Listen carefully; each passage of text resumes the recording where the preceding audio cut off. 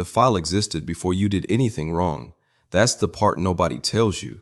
By the time your name reaches a calibration meeting, the documentation is already shaped. You walked into your last review feeling cautiously confident. Then the feedback didn't match the year you actually had. Something felt rehearsed, almost pre-decided. What you're sensing has a name.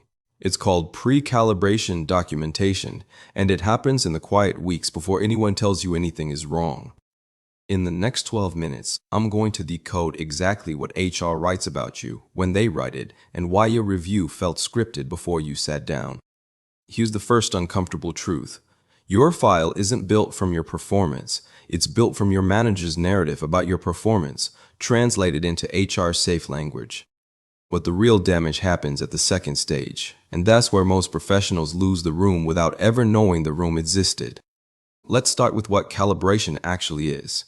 It's a closed meeting where managers rank employees against each other before any rating becomes official. Your manager walks in with notes. Those notes are not raw observations. They are pre-formatted talking points designed to defend a position already taken.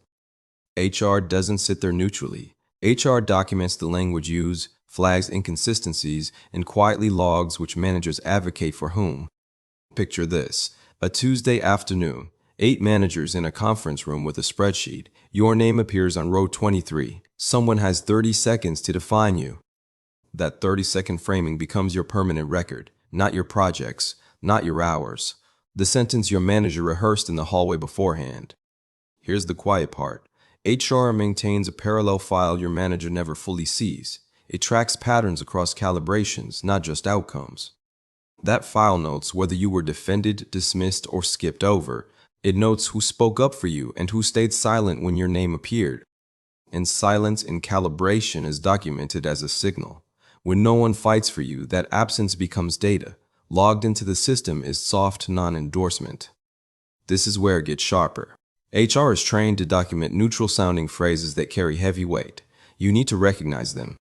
Watch for phrases like still developing, inconsistent communicator, not yet ready, strong individually and needs more visibility. These are calibration codes. Each phrase has a specific function. Still developing delays promotion. Strong individually but isolates you from team credit. Needs more visibility blames you for being hidden. If your last review contained 2 or more of these phrases, you weren't being coached. You are being positioned for the next calibration cycle. The pattern accelerates from here. HR also documents what you don't say. Your responses to feedback get logged in language that protects the company. Say you push back on unfair feedback. That gets recorded as receives feedback defensively.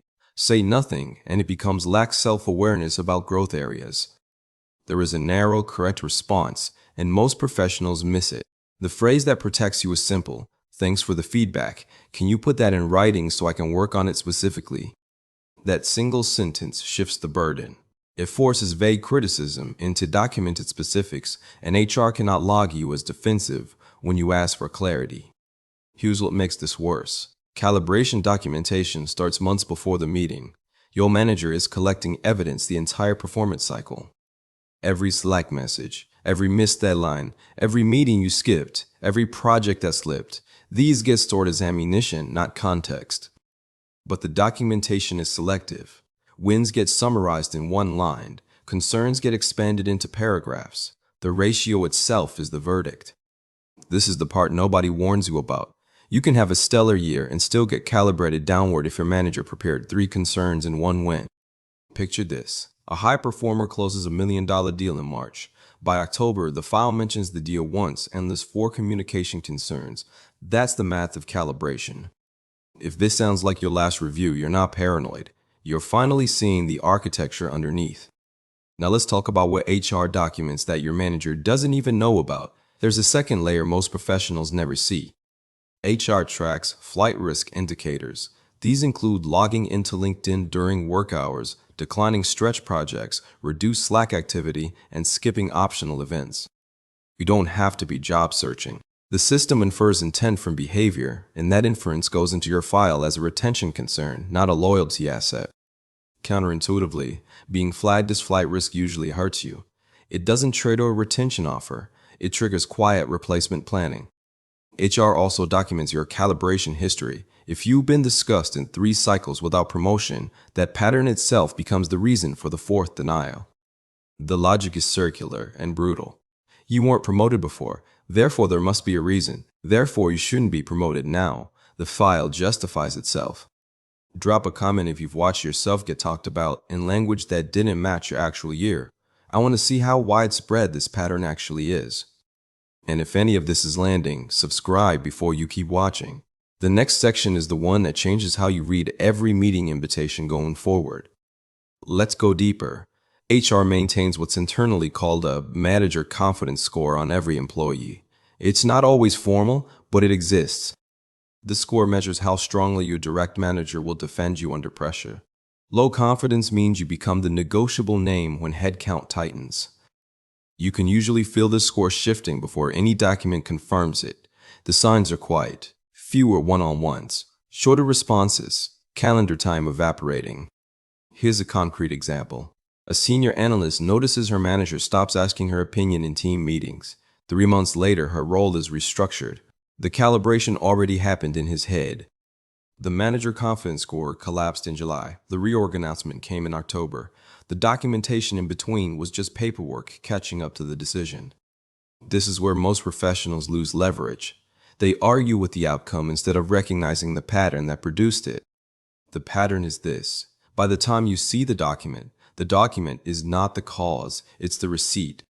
Now here's the tactical layer. You can influence what gets documented, but only if you understand the timing. The window is the 2 weeks before performance review submissions, not the review itself. That's when your manager is drafting the calibration narrative. In that window, send a written summary of your top 3 contributions to your manager. Frame it as alignment, not advocacy. The phrase to use, I want to make sure we are aligned on impact before the cycle closes. That email becomes evidence your manager has to address in calibration. It interrupts the framing process. It forces specifics into a meeting designed for generalities. Here's another tactical phrase that protects you in feedback conversations. I'd prefer to discuss this when we have more time, so I can give it the attention it deserves. That sentence does 2 things. It prevents reactive responses that get lobbed against you. It signals seriousness without defensiveness. HR cannot document it as resistance. The deeper problem is that most professionals treat performance as the variable. It's not. The variable is narrative control. 2 employees with identical output get calibrated differently based entirely on who tells their story and how often that story gets repeated in the right rooms. This is where the system reveals itself. Calibration isn't about who performed best. It's about who got described best by the most credible person in the room. Watch what happens next. Once you understand calibration as a narrative contest, your entire relationship with documentation changes. You stop hoping to be noticed. You start ensuring you are described accurately and frequently in writing that travels. Send recap emails after major wins. Copy stakeholders who benefit from your work. Make your contributions citable, not just memorable. Here's the quiet part. Memory fades by calibration season. Citations don't. The professional with email trails wins the room they're not invited to. Picture this. A project lead saves every thank you message from cross-functional partners. At calibration, her manager has 15 specific testimonials to read. Her peer has vague recollections. The decision takes 30 seconds. If this sounds calculated, that's because the system is calculated. You're not gaming it. You're matching its actual rules instead of the rules you were told existed. Now here's the final layer. HR documents one more thing nobody mentions. They document the language managers use to justify decisions about you. If 3 managers in 3 cycles use similar dismissive phrases, HR flags this as potential bias. That flag can work in your favor, but only if you have a paper trail. This is why you save your reviews, not for sentiment, for patterned evidence. The file you keep is the only file you control.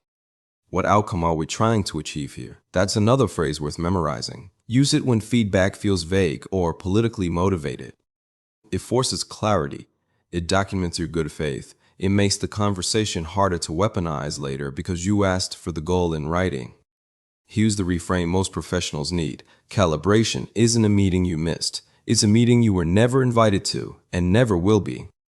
Your job isn't to attend it.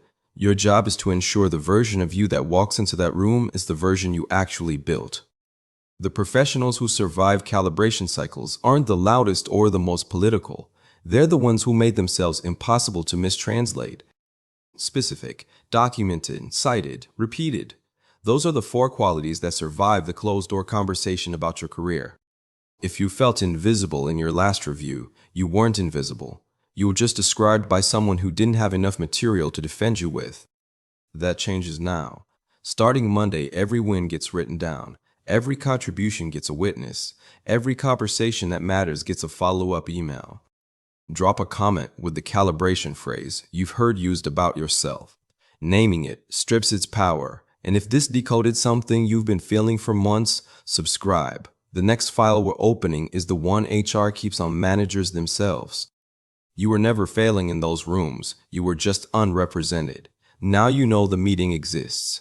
Make sure the version of you inside it is the one you wrote.